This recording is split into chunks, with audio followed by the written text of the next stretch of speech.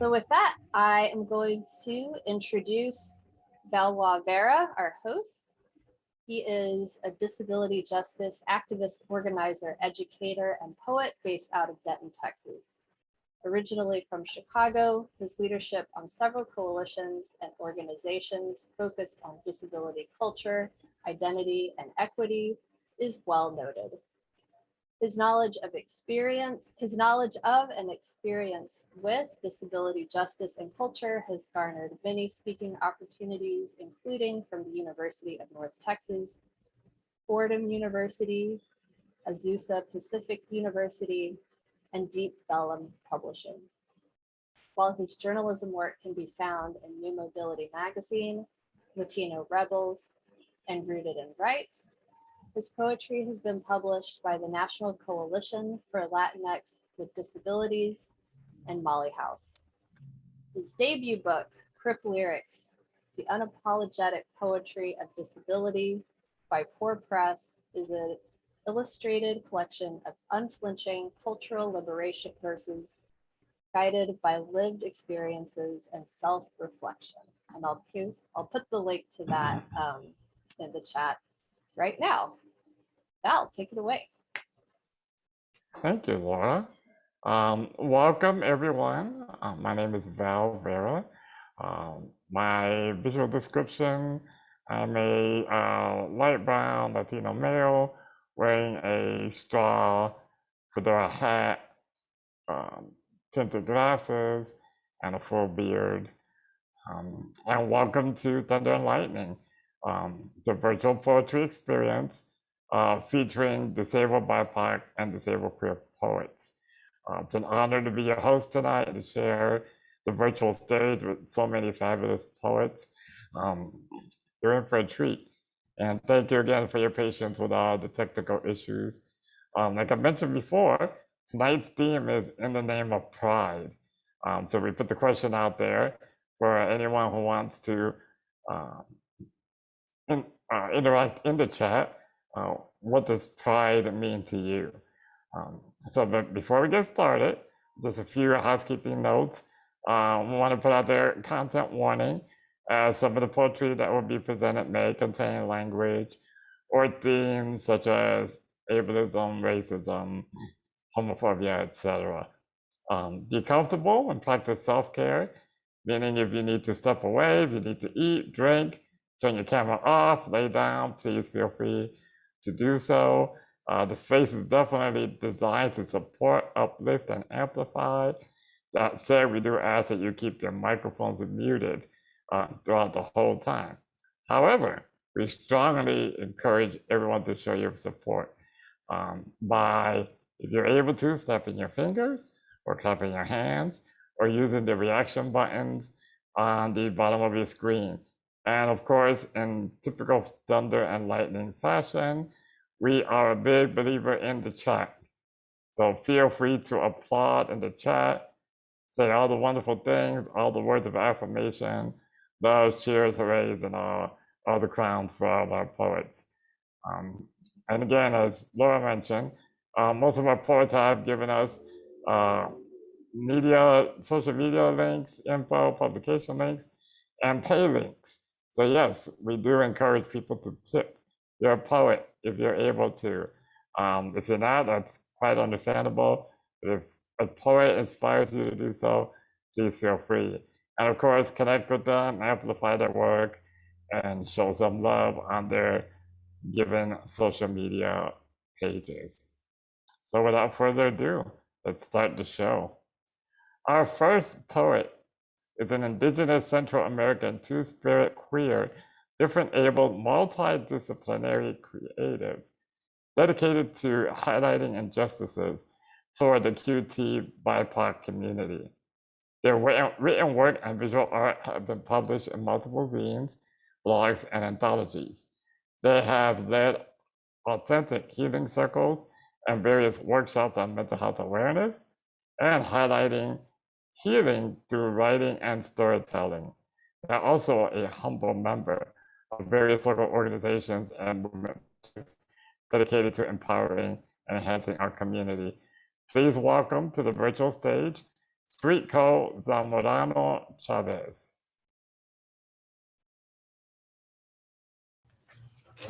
Hello, everybody. Thank you for that beautiful intro. My name is Sweetco, pronouns they, them. An ID for me, I am a light-skinned Indigenous person with my hair wrapped behind me. I have a black tank, and there's various open doors behind me, all white, and then this like TV thing on the dresser. Okay, hopefully that was helpful. So my first poem is called Ina. And so I am Totopec, and the word Ina means community, and not just like community, like the noun, community like in practice, community as a verb. And this poem is going to come out in a anthology through ATEX interfaces. So this is the first time I'm reading it to people. So hopefully y'all like it. Ina. In a not so far away land, there is a place, the tale of Turtle Island, where Ina is community, is comunidad, community in practice, more than a buzzword, never used as a scapegoat, when keeping us safe is code for green lights to gentrification, keeping as many BIPOC, unhoused, and neurodivergent people off their streets. This land is not their land, but of the displaced peoples who loved her, continue to love her, truly loving others that live here too. Puetlitam is lengua, is language. Language is communication. Communication is understanding. Understanding to learn, heal, love, connect, grow. Riverside Togetherness Project implements Puetlitam as a weapon.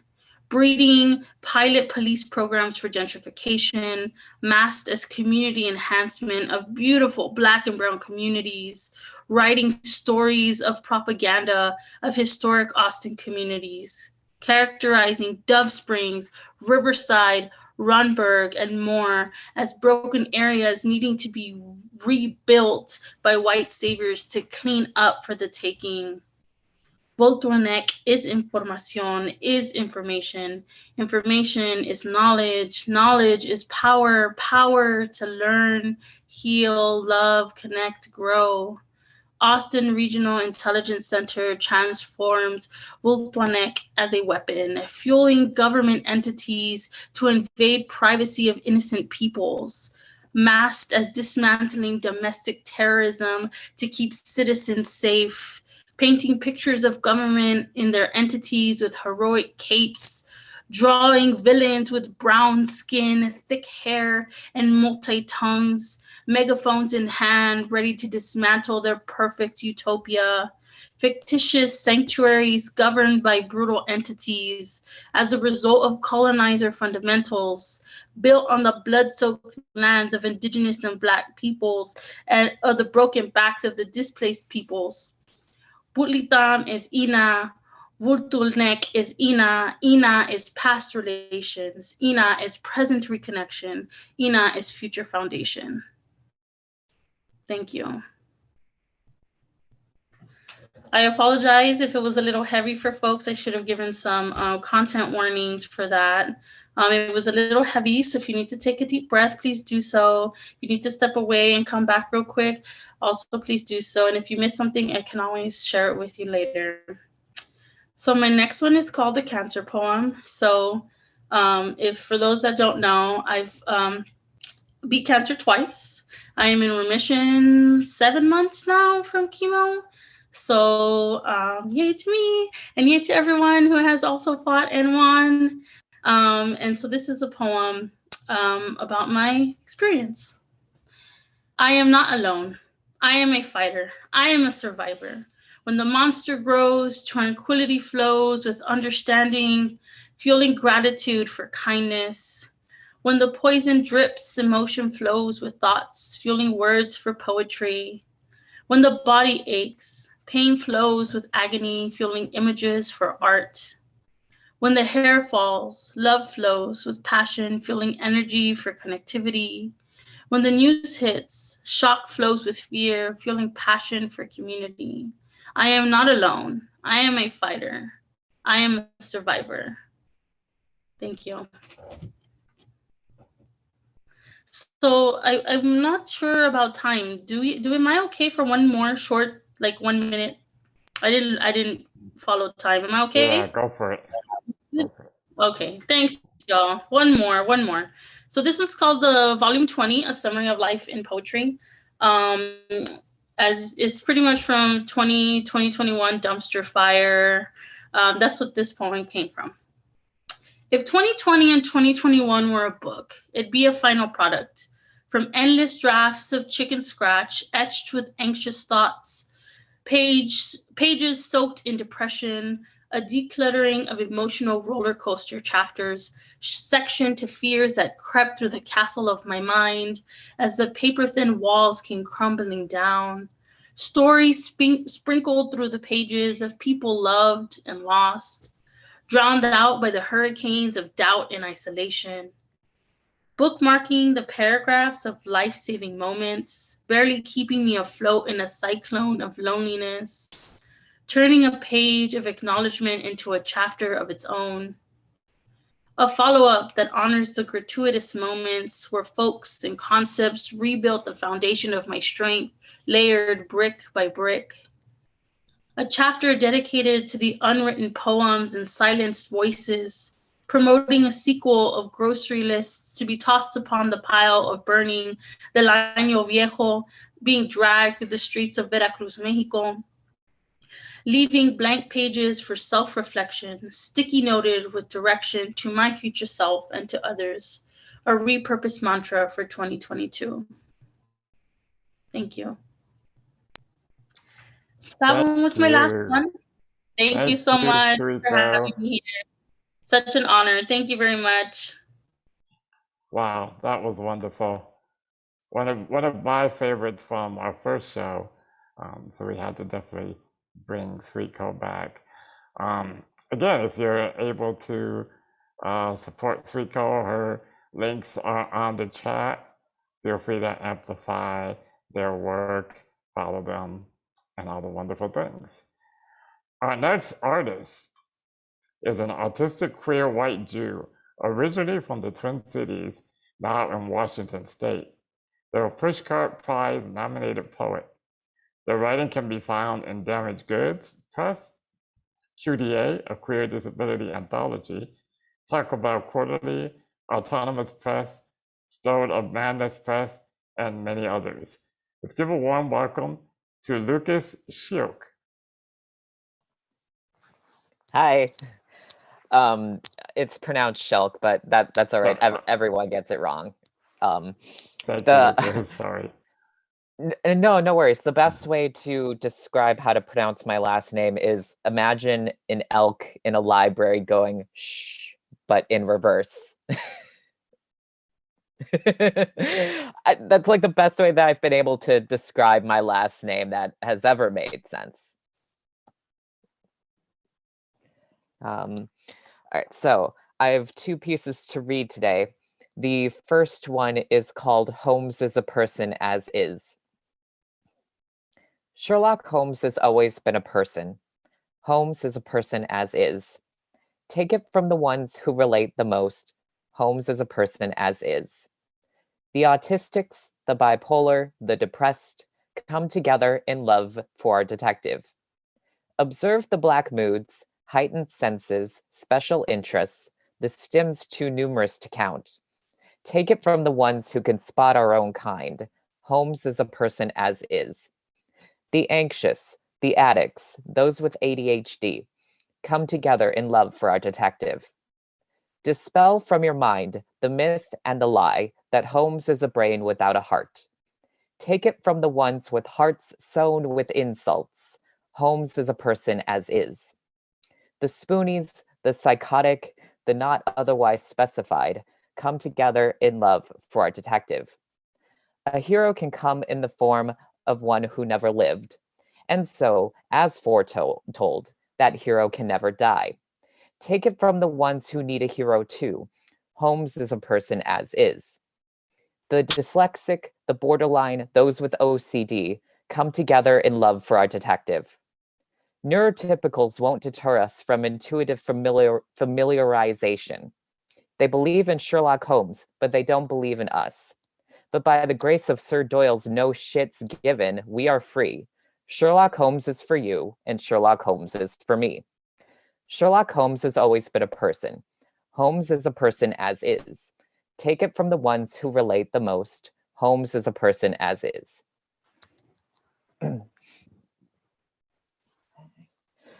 All right, so yeah, oh God, that one is part of my second poetry chapbook of the same name that, oh God, was published in 2016. So this has been around for a good while. So yeah, the second poem that I have is called Halachic Daydream. Halachic is essentially pertaining to like Jewish law, is, you know, the very, very, very brief description of it. So, standing in the bathroom at the mikveh, looking at my bleach blonde hair, taking in my exclamation point earrings, taking in my Star of David Superman shirt, taking in my visible arm tattoos. Oh man, what did you all become? Oh man, what did you all become? Don't tell me I'm a halachic nightmare. At most, I'm a daydream, halachic daydream. Debated, persuaded, validated, reflected, respected, halachic daydream. Standing in the bathroom at the mikveh, displaying my ribcage necklace, imagining my kippah, imagining my skeleton hair clips, imagining my matching shades. Oh man, what did you all become? Oh man, what did you all become? Don't tell me I'm a halachic nightmare. At most, I'm a daydream, halachic daydream. Debated, persuaded, validated, reflected, respected, halachic daydream. Standing in the bathroom at the mikveh, dreaming of my rainbow. Anticipating my Hebrew name. Anticipating my chuppah. Anticipating my zit. Oh man, what did you all become? Oh man, what did you all become? Don't tell me I'm a halachic nightmare. At most, I'm a daydream, halachic daydream. Debated, persuaded, validated, reflected, respected, halachic daydream. Standing in the bathroom at the mikveh, reflecting on my words from the Beit Din. Announcing my uterus is closed for business. Announcing my reanimating legacy. Announcing my identity. Oh man, what did you all become? Oh man, what did you all become? Don't tell me I'm a halachic nightmare. At most, I'm a daydream, halachic daydream. Debated, persuaded, validated, reflected, respected, halachic daydream. So that quick note about that piece. There's two parts of that: the halachic daydream and then halachic daydream reprise, which the version I just read was what I envisioned what would happen before the pandemic happened. The reprise is what actually happened. So not as exciting as what I imagined here, obviously, but you know, just wanted to provide some context with that for that sweet, sweet bit of irony. Thank you, Lucas, very much. That was wonderful. Thank you. Again, follow Lucas on their social media. Tip if you're able to. That was great. Let's bring up our next poet. Next on the virtual mic is an assistant professor, of English at Kenyon College. His research and teaching is focused on 18th and 19th century British literature and culture, health humanities, and disability studies. His poetry has appeared in Word Gathering, Glass, South Carolina Review, Fog Lifter, and Hypertext, as well as in 3 chapbooks, The Bone Setter, Pairing, and Vagaries. Please welcome Travis Chi-Wing Lau. Hi, everyone. Oh, wow. Okay, I was waiting for a moment for spotlighting to work out. Just for accessibility, I have an accessibility copy of my poems if you like to read along. My visual description is I am in my office with a bunch of really poorly misorganized books behind me on shelves. I'm wearing a red and blue plaid shirt. I'm wearing glasses, and on one of the shelves is my favorite little stuffed animal, Dr. Plaguey, which feels appropriate because it is a plague doctor owl stuffed animal, which I love. Thanks so much, Val, for having me. It's honestly a joy to be part of this space.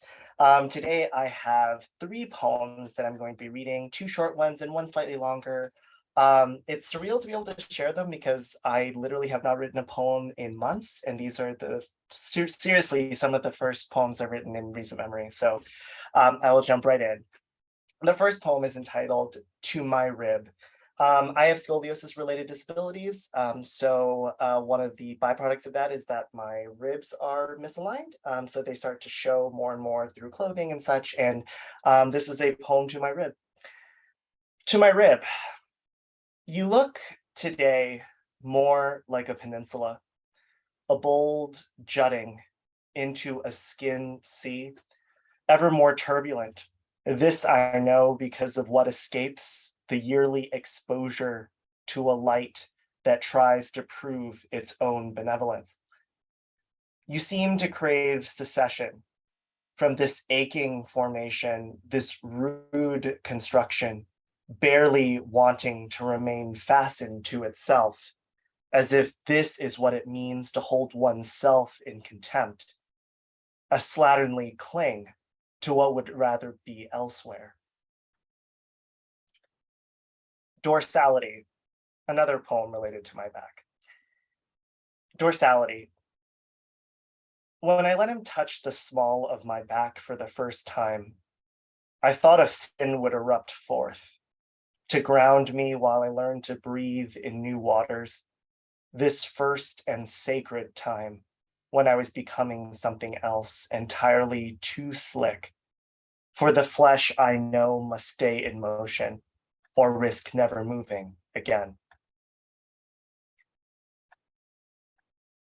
Re-encountered months later, I took Val's theme very seriously. I was trying to think about pride, but one of the associated emotions I feel, particularly during pride, is also shame.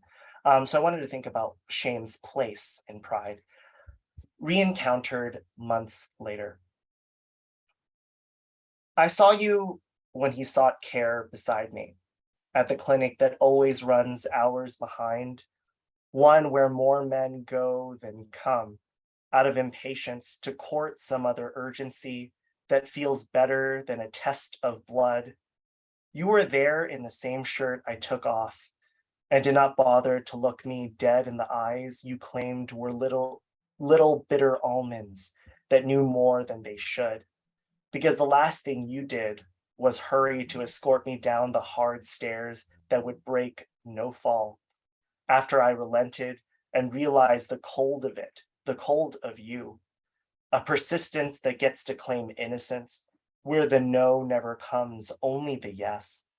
Skips in the recording offering, but the shallowest relief of a rehearsal we both do that leaves a collision of 2, less slippery than it in fact always already was. As I walked out of your brownstone, I bathed in the coolness of former heat, slowly buffeted by what I could not see, yet knew encircled me. The beginning of a familiar siege. Thank you so much, everyone. Wow. Thank you, Travis. Oh, that was so good. Please feel free to follow Travis on social medias, amplify their work. One of the pleasures I get to doing this is actually meeting people that you interact with on social media, and Travis is one of those persons. So it's really a pleasure to meet you face to face and voice to voice. So thank you for all that, Travis. Let's bring on our next poet, and this person is almost like a sister to me. They actually oversee the company, the publishing body that did my book. So it's an honor to have her on my space here, or on our space.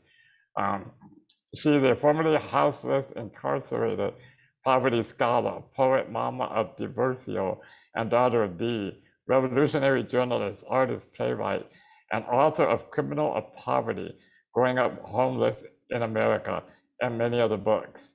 She is the co-founder and visionary of Homefulness, Forum Magazine, Decolonized Academy, and People School. So please, let's give a warm, thunder and lightning welcome to Lisa Tiny Gray Garcia.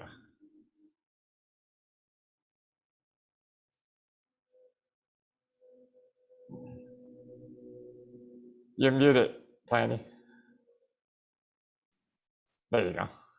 You see that houseless mom and daughter sleeping in a tent?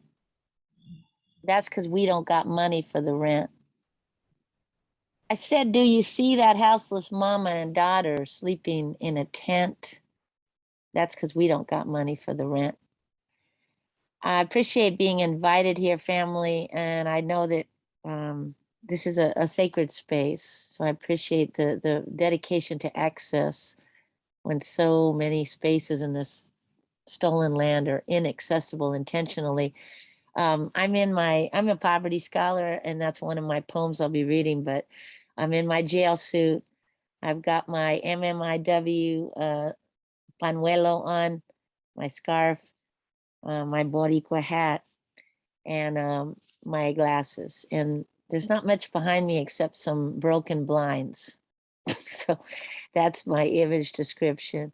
I apologize if it's not as flowery and beautiful. Evicted, swept, and kicked. Evicted, swept, and kicked because these settler towns don't give a shit. Anti-social workers and case manglers call me crazy, lazy, dumb, and a bum because my knowledge don't come from the institution. Yeah, I'm a poverty scholar. That houseless mama, that houseless daughter. All those people you don't want to see, never want to be, look away from me. What you gonna do, arrest me? We're in your city. Yeah, I'm a poverty scholar and I rock my jailhouse attire because me and my po mama did jail time for the poverty crime of being unhoused in this occupied indigenous holler.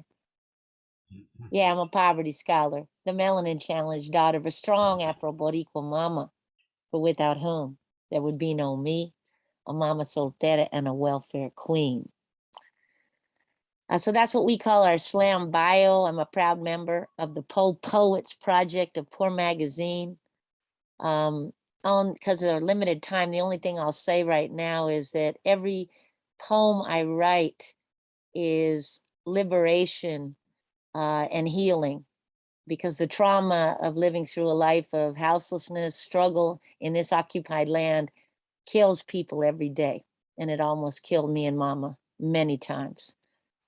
I appreciate the warriors on this group and the family who started it out, Suetco, for using other than the colonial languages. So much love for that. Mad respect. And I just, I'm going to be reading this one other piece in the interest of time. I won't be taking too much, but this one is called Sky Breath. My tired eyes rest. I take a sky breath from sheriff boots and loss of roots, from scattered paper because evictions are later. Sky breath means a moment of rest from my last arrest, from the scam lord's breath, from what my hustle and my pimp expects, from this hotel bed, writhing with small red pests. The world has lied to me. There is no abundance inside of me. Will I get a break? Will there be a moment away? Will I get a day that isn't filled with what I got to take or die because of how high the stakes? Sky breath.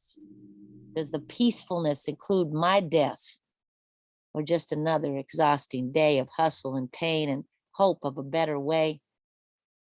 I fly into that sky, unhomeless, dreaming I'm out of this motelness, this backseat of car mess, this park bench, my own unsoured stench. Something less stressed, homeful instead of homeless. Oh, Mateo, thank you, everybody. So much love. Wow.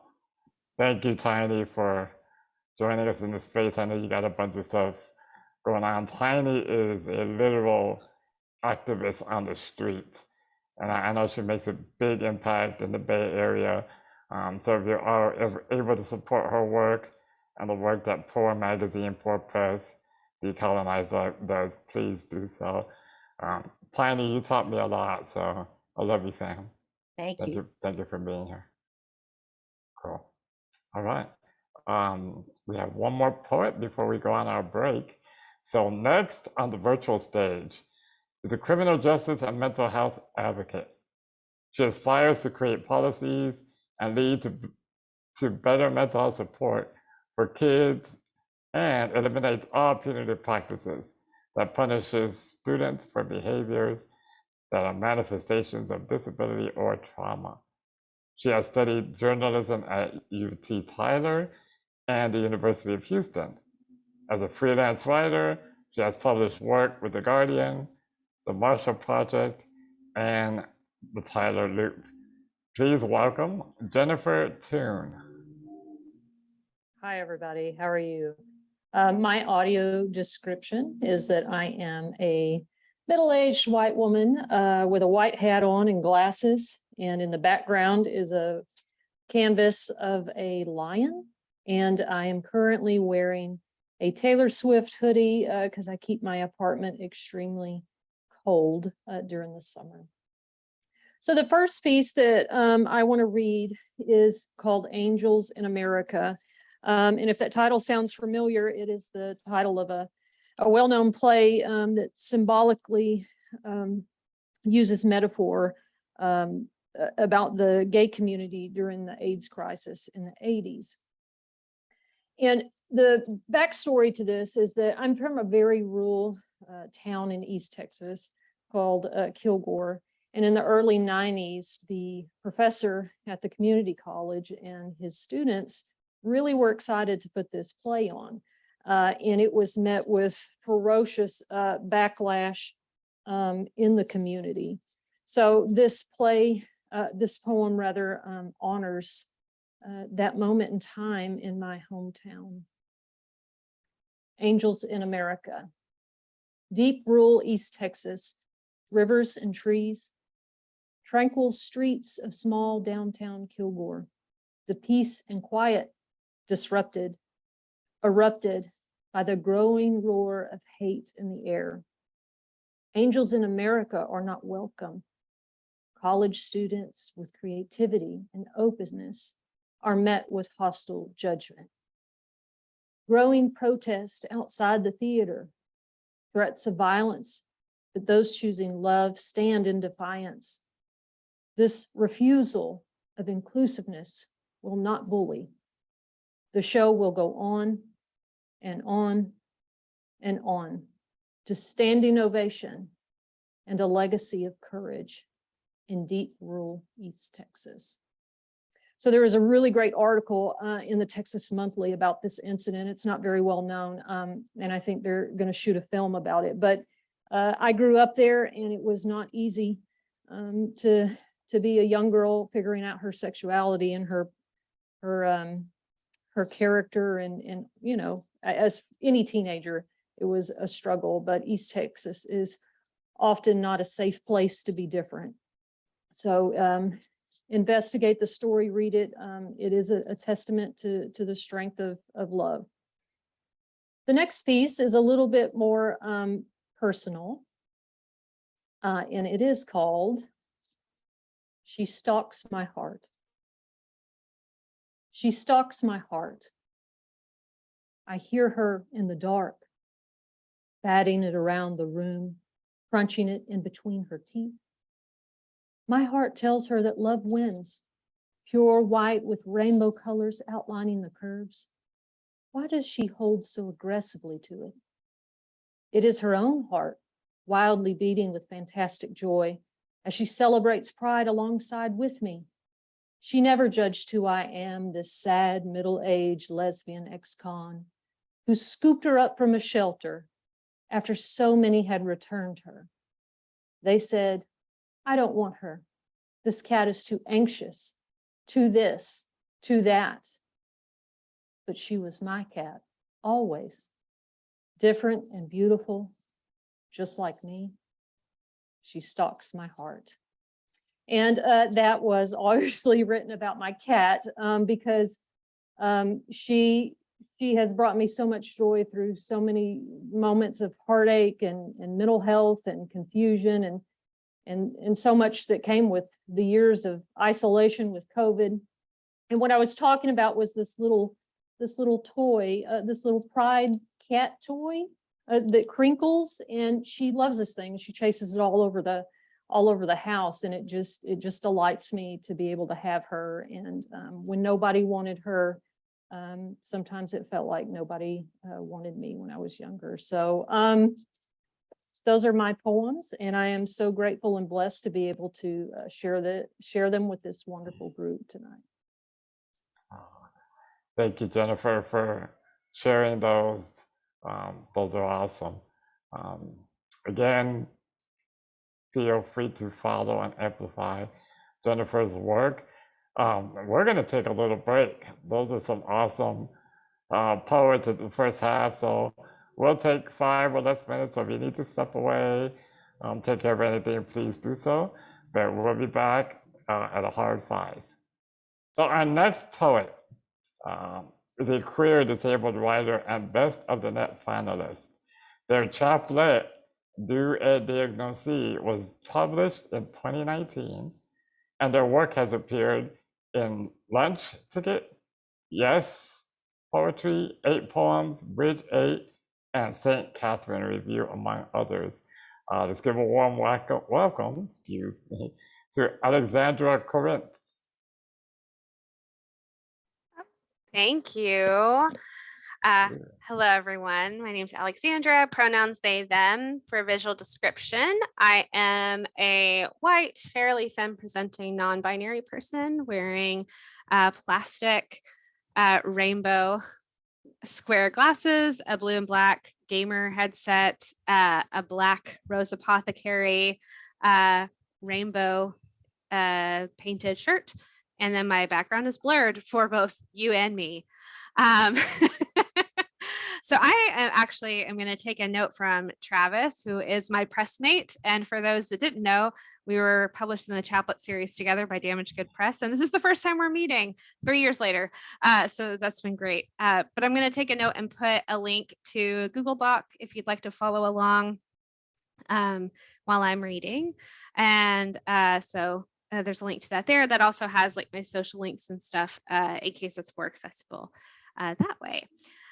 So I am going to be reading 2 pieces for you. The first is a prose poem-ish thing that was just recently published by Lunch Ticket, which very much makes me feel like I am punching above my weight class, but sure, they published it, so we're gonna roll with it. And it is called Queering Eden.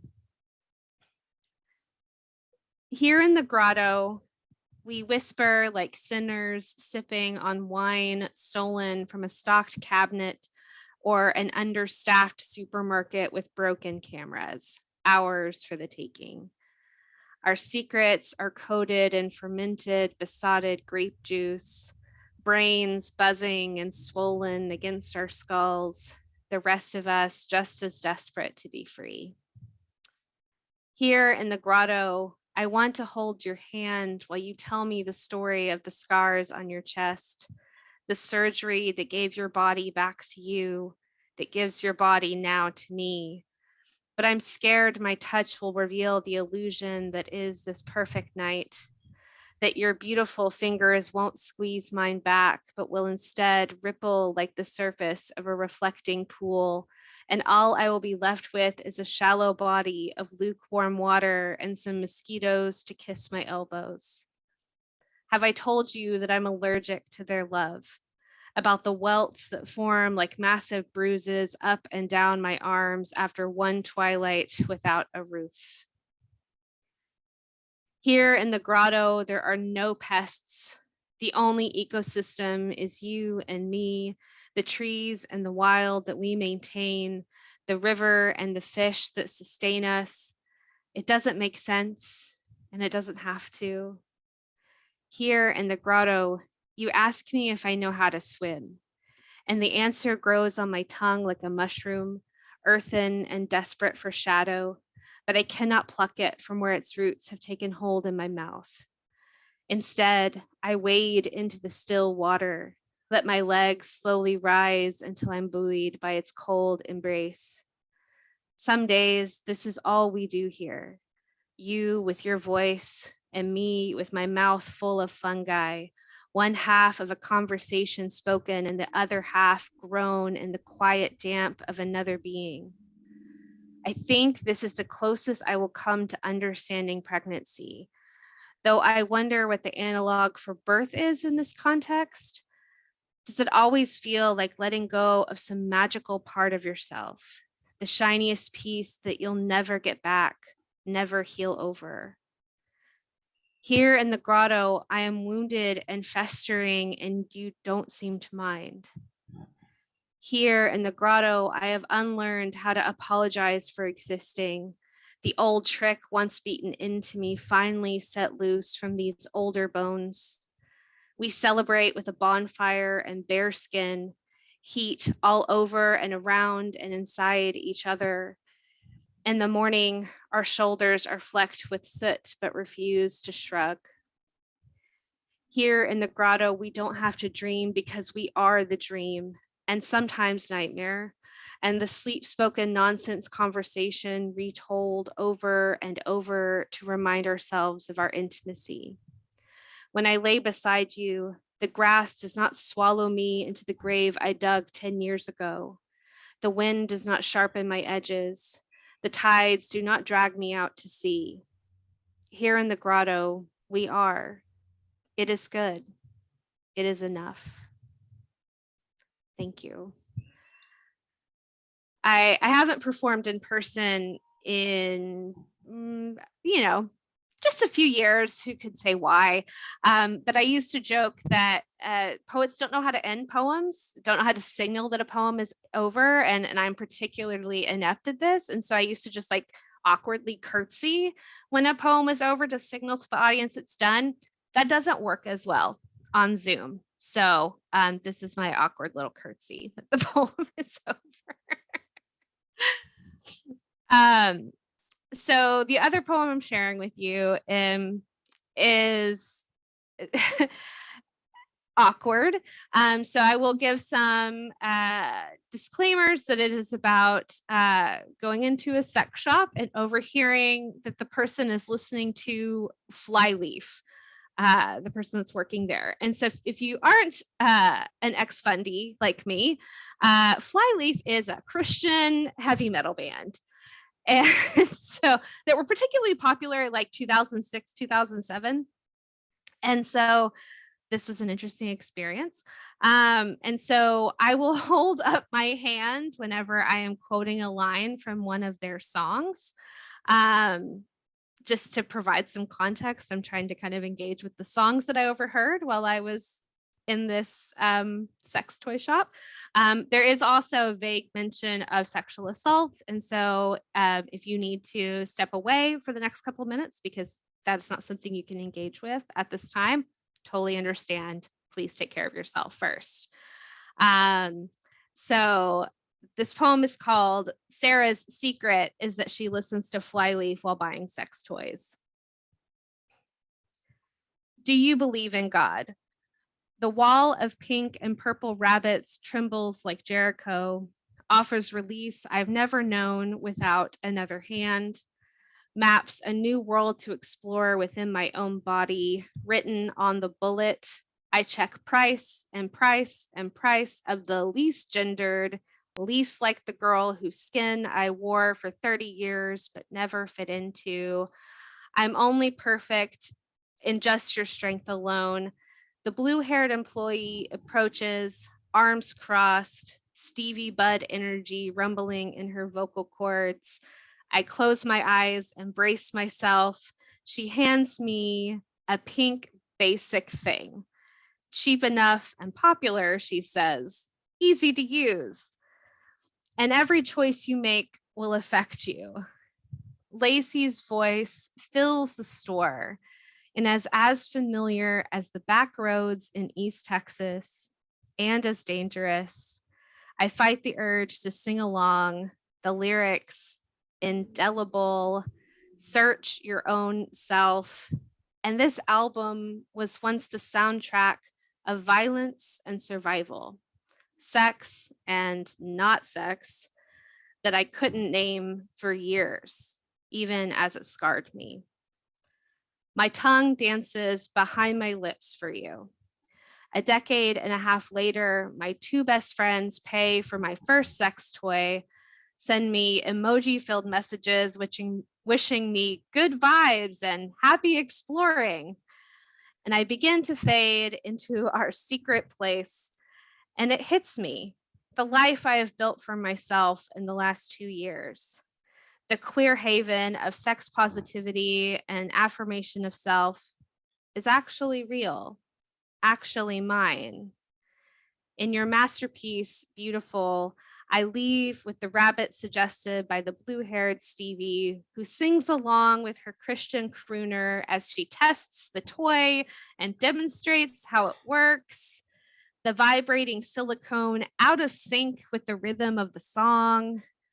And I worship as we leave into the night, me shivering in a borrowed jacket, but not from the cold. Black plastic bags leaning against one another in the back seat. There wrestle a kind of hallelujah chorus, a hymn of self-love and congratulations. Holy. Thank you.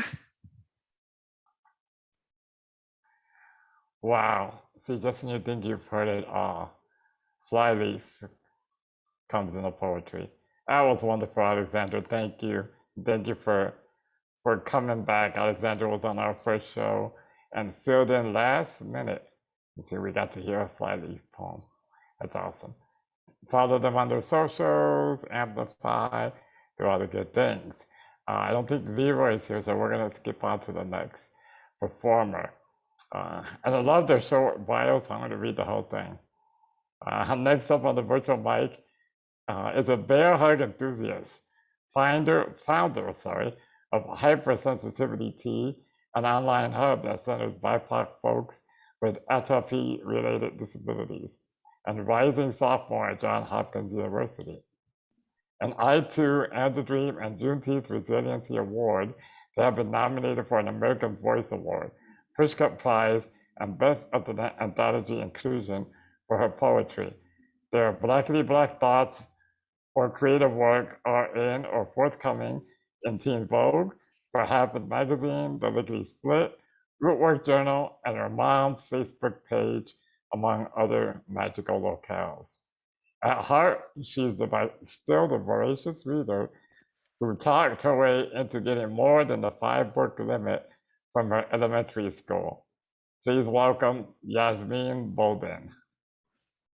Thank you so much for the lovely introduction, and thank you so much for inviting me to be here tonight. I am loving the poetry I've been hearing so far, and I'm just so honored to be in community with you all. I'm going to first start off with some accessibility things. I'm going to drop in the chat the link to everything you just heard from our wonderful host, and then also the poems I'll be reading if you want to read to follow along.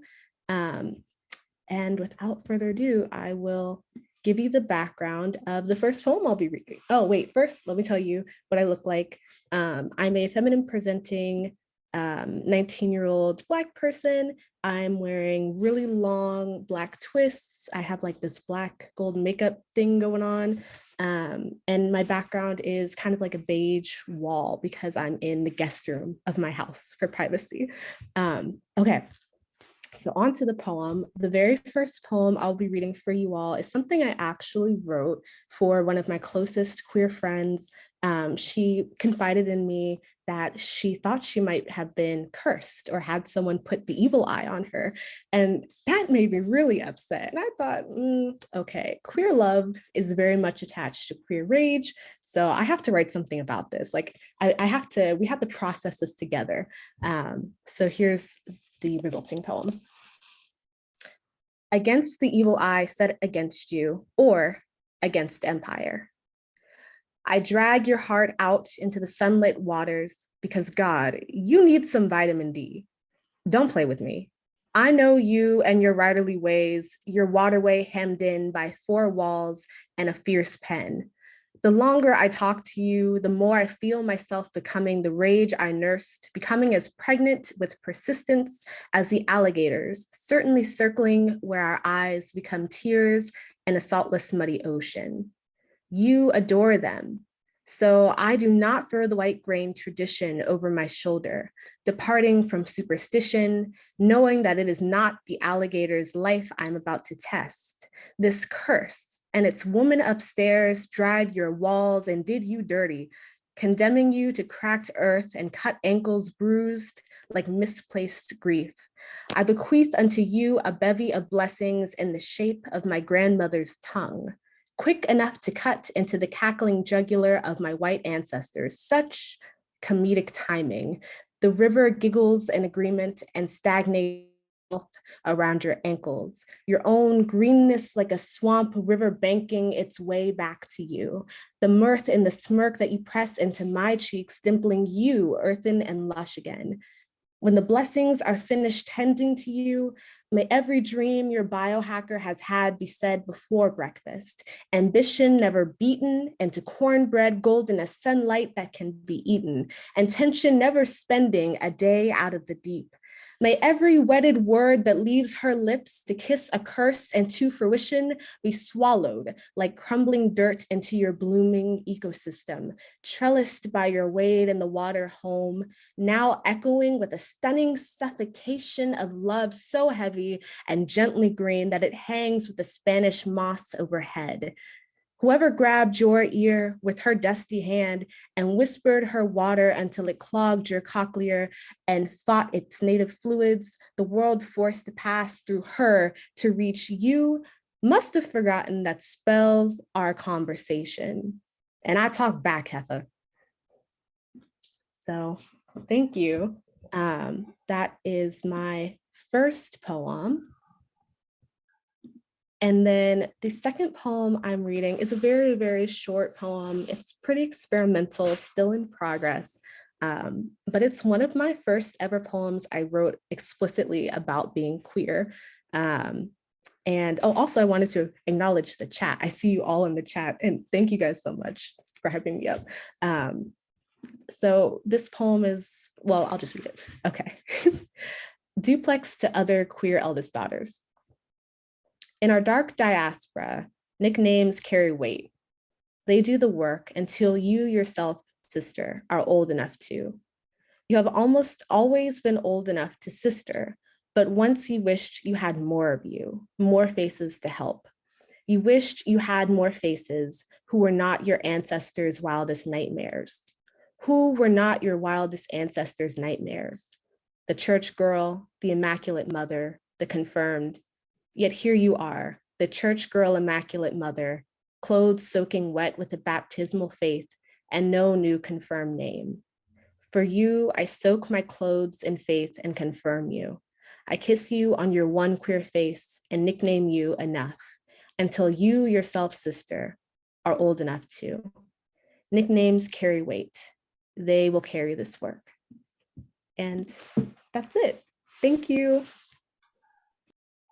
Thank you, Yasmine, for the beautiful poetry. I love that. Please follow Yasmine on her socials, amplify her work, all those good things. Oh, that was great. You almost had me cussing. I was going to say, damn, shit, that's good. But our next artist is a queer, disabled, chronically ill poet living in the mid-Atlantic region of the US with a background in activism, geology, and visual art. She has been writing poems since the fall of 2021 and is happy to collaborate with others and writing and activism projects. Let's welcome Jay Lamoureux.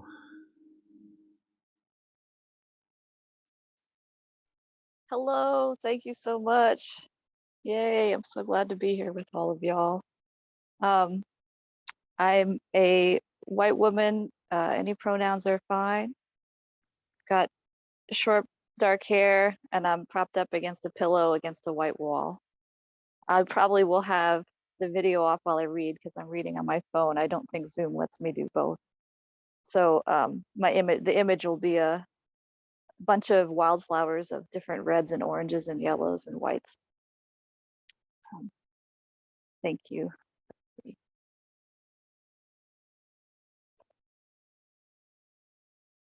Also, I've posted a Google Doc in the chat, so you can follow along if you'd like. Just start with two really short poems. Here's the first one, there's no title. In the firelight, the match made a song for me. Or a single note, just as good. Just one thing to hang on to. Pink glass, fresh roses, and all the vestibules of hope. Thank you. Here's the next short one. The lie was held in your soft hand, an offering to make me feel better. In the end, it made me feel much, much worse.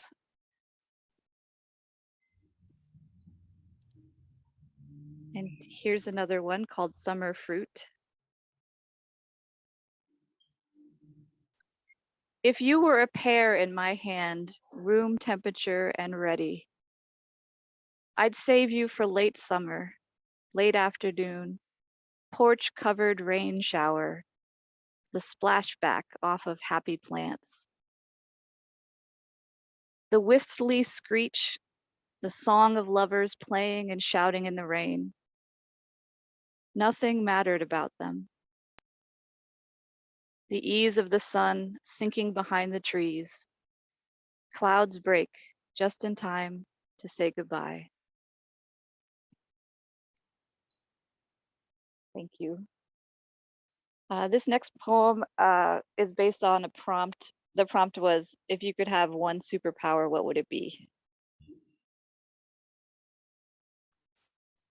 My superpower in a teacup. Mushroom tea steeped early in spring.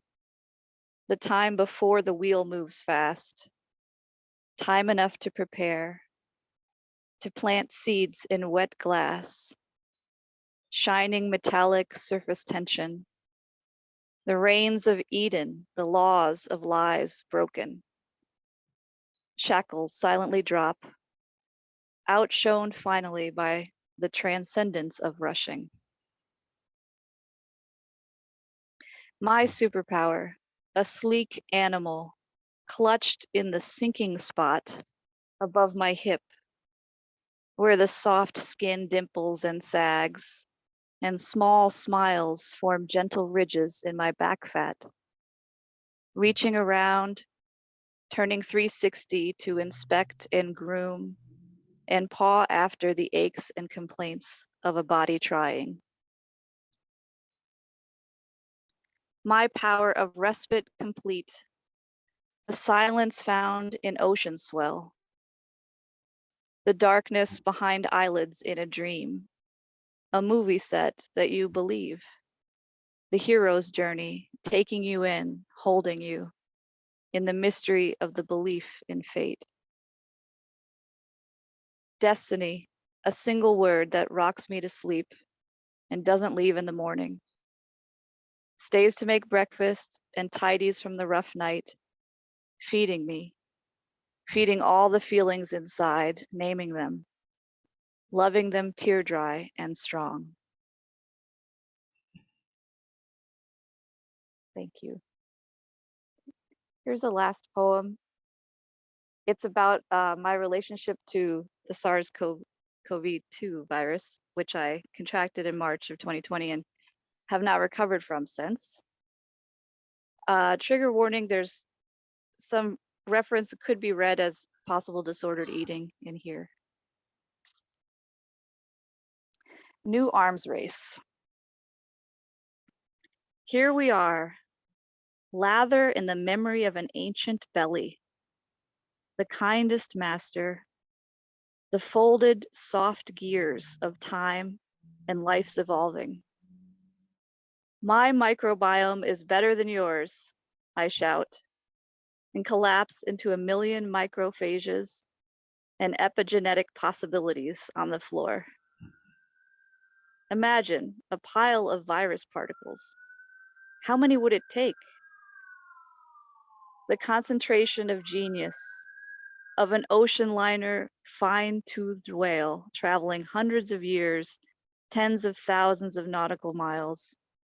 We've caught you. We've got you right where we wanted you this whole time. Spinning wheel our magic for Mark, the arms race of genetic libraries, of cook shops, my RV on backcountry roads, your ocean of memories, fish, mammals, fungi, probiota. I've seen you, but not you. Code matching, rift riveting, stitching madmen, manless, personless, lifeless life, bound up in me, whispering secret lies and rumors, telling me to eat myself or starve myself, attacking nutrition, getting fat. How many hours left in our dance? Swan dance, death dive, canyon belly flop. Anchor the first thought to the last. Just need to know. At least let me measure you before I pass.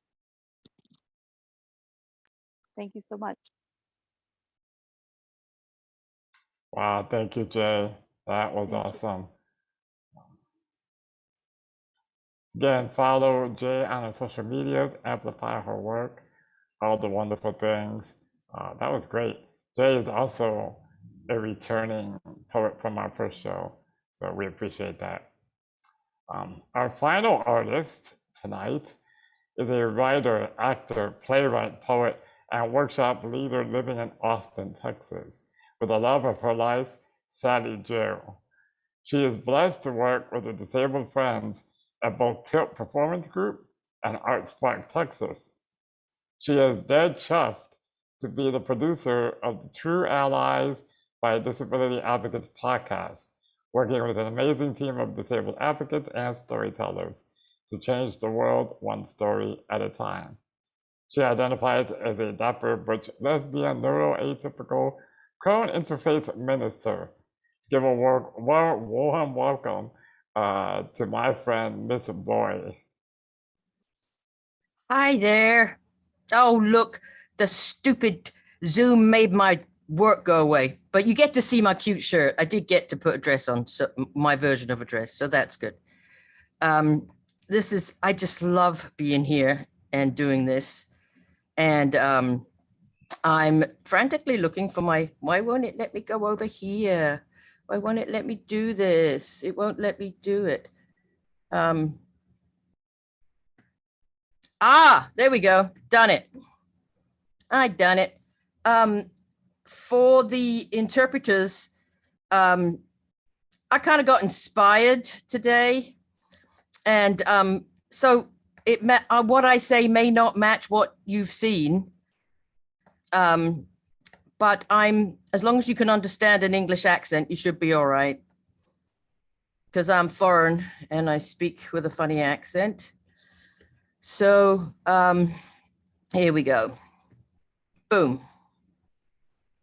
All right, so this is called The Tale of the Bingham Cup. The heroes. Number one, the heroes. Mark Kendall Bingham, gay rugby player, one of the passengers on United Flight 93 who fought back against the 9/11 hijackers, challenged stereotypes in death as he had done in life. Quick thinking, brilliant, he predicted the plan and the intended target, and understood that they, the passengers on United Flight 93, were living the moral, ethical dilemma that asks you to choose between the lesser of two evils. A band of strangers, equal, inclusive, united, working together, each willing themselves beyond the intractable impulse to live, to cling to life, and then reaching a sacrificial consensus to save strangers they would never meet, making a choice to be unknown heroes. Because without survivors, there are no tales, no songs for bards to sing.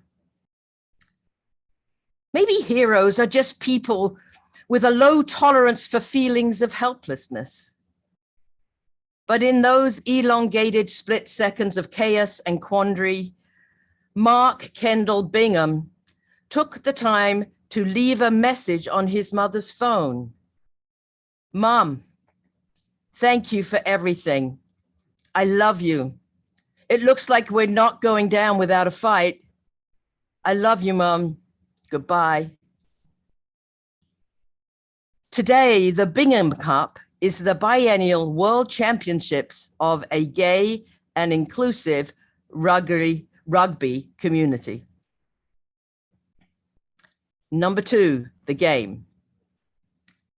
Violent ballet, courageous elegance, big brutes dance in counterintuitive choreography, blood, sweat, and queers. Real men and poofters unite in passion, confident arrogance, and tireless aggression. Bodies slam, jump, catch, kick, rake, maul, pushing together, overriding masculine boundaries, faces squished into butts, thighs, and armpits. Rammed down, thrown aside, broken warriors fill sideline benches, stitched, bound, and freezing, liniment warming, bulging muscles. Knock on, offside, free kick, running tries, conversions, tiny fly half, the match MVP, dyslexic moment there. Hooker, prop, and flanker, scrum half, fullback, or wing, all Peter Pan public school boys, sportsmanship entrained, shake hands, slap backs, 90-minute enemies becoming lifelong friends. They share a beer from an endless fountain, swap scars and stories. Rugby is the best game in the world, but gay rugby is making the world a better place.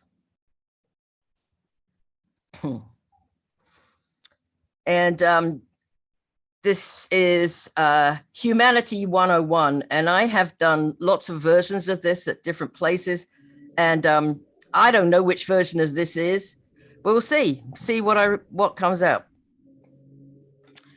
I hate that bumper sticker that says teach tolerance. I mean, I know the dictionary says tolerance is fair, liberal, undogmatic, permissive, but have you ever been tolerated? I have.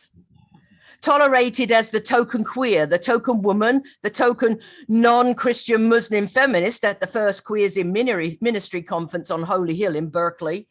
Been tolerated as the pierced punk in a classroom of middle-aged, middle-class spiritual liberals. Been tolerated as the weird one, the girlfriend, the butch one, the person with ambiguous gender, the fat person, the loud person, the person recovering from anorexia, the person who talks too much, hogs too much of the conversation, the potential vegetarian with ADD, allergies, and annoying food sensitivities. I hate being fucking tolerated. Being tolerated feels like shit. In my experience, being tolerated doesn't feel like being welcomed or included as an equal. Being tolerated feels like a mercy fuck in the backseat of terminal niceness. So please, don't teach children to tolerate. Teach them to appreciate. Teach them to respect. Teach them to be interested. Teach them to welcome differences and be fascinated by unknown stories. Teach them a million ways to listen, to notice, to see, to relish every person they meet as phenomena, not conclusion.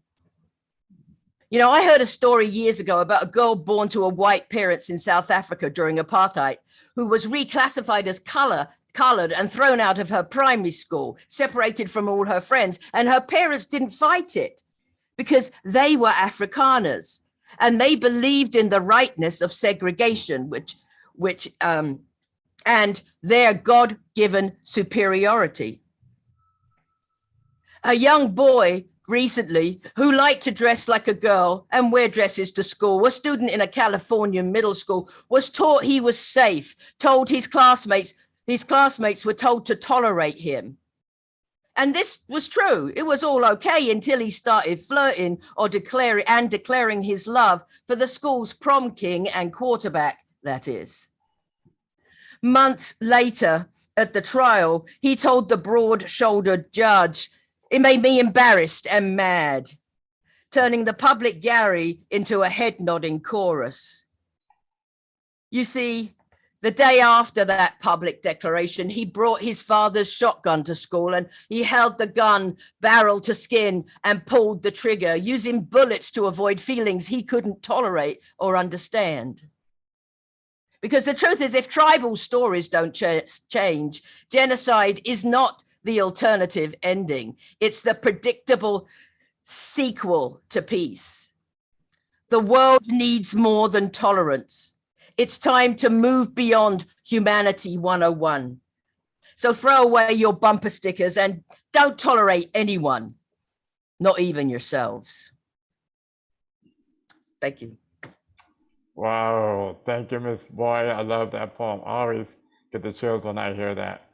What a wonderful way to end our show, huh? Thank you. That was What a great night. Thank you very much. And Miss Boy does wonderful work in Austin. So follow them, follow her, amplify their work. That's our show. Thank you to all the poets who share their work here with everyone. That was wonderful. Thank you to Art Spark and CTD for always amplifying this space and providing captions, and ASL. Thank you for everyone who tuned in. This space is really, it holds the dearest space in my heart, just to see the intersectionality and the realness in here. So Laura, do we have time for one more? Or are we? I'm pretty sure we can handle one more. Okay. So since I didn't get it, since I passed my spot in the beginning, we will end on this one poem that I put together for this space. If you need to go, please do. I understand. I will not be insulted. And if I don't see you soon, we'll see you sometime. This piece is called 1000 plus 1. Centuries ago, a wealthy monarch penned the proverb, "Pride comes before the fall." The basic premise behind this writing is one of humility, humbleness. Humility and humbleness. It's no wonder I've fallen 1,000 times. You see, humility is not a scar found on this bronze and beautifully broken body. I have strapped myself to the harness of humility in the past, thinking, hoping I would be held high and secure. You see, humbleness is not a song sung by this tied tongue. I have chanted hymns of humbleness in my youth, only to be belittled and left behind with the echoes of my lyrics of truth. It's no wonder I've fallen 1,000 times. Marcia P Johnson is a celebrated icon, an activist, drag performer, sex worker. She was Black, queer, and trans, and proudly advocated for her rights and the rights of her community. The Gang of 19 were a group of disabled activists who blocked traffic in downtown Denver in a protest against the lack of access on public buses. For 24 hours, they proudly held their ground, wheelchairs immovable, the concrete serving as their overnight beds, chanting, "We will ride." Harvey Milk was the first openly gay, politician to be elected in California. He proudly worked on behalf of his community. Christina Sands proudly shattered stigmas as the first disabled Latinx to win an Emmy Award. Laverne Cox is a Black trans woman who proudly advocates for the LGBTQ+ community and the first trans person to be nominated for an Emmy Award. Disabled activist Brad Lomax founded the Washington, D.C. chapter of the Black Panther Party and proudly organized the first African Liberation Day demonstration. You see, humility and humbleness are not homes to the trailblazers, change makers, liberators. You see, when society deems us as different, despised, unworthy, and less than, there are only two options. One, we can quietly take our seats at the table prepared for us, unfold the pristine ivory napkin, politely handle the blunt yet polished silverware, and with gratitude, munch on the morsels of freshly baked humble pie. Or two, in the name of pride, we can turn the tables of pristine and ivory. In the name of pride, turn the dull utensils into daggers of defiance. In the name of pride, stand, inhale with intention, and breathe out a bold and bellowing no. You see, pride does come before the fall of isms and systems, the fall of stigmas and prisons, the fall of a world that sees us as unworthy, less than. We all have fallen 1,000 times, yet in the name of pride, we rise 1,000 plus one. That's our show, folks. Yeah. Thank you, everyone, for being here. And thank you, Val, for making this happen and bringing us together to make this happen. It wouldn't happen without you. Oh, I appreciate it. Thank you, Ms. Boyd. Thank you, Laura. Thank you for all our poets, for everyone who attended. Keep an eye out on socials. We're doing this quarterly, so October-ish, we'll be back. So tell all your friends, tell all your family, and let's fill the Zoom streets with all the poetry and love of the world. Take care, everyone. Thank you for being here.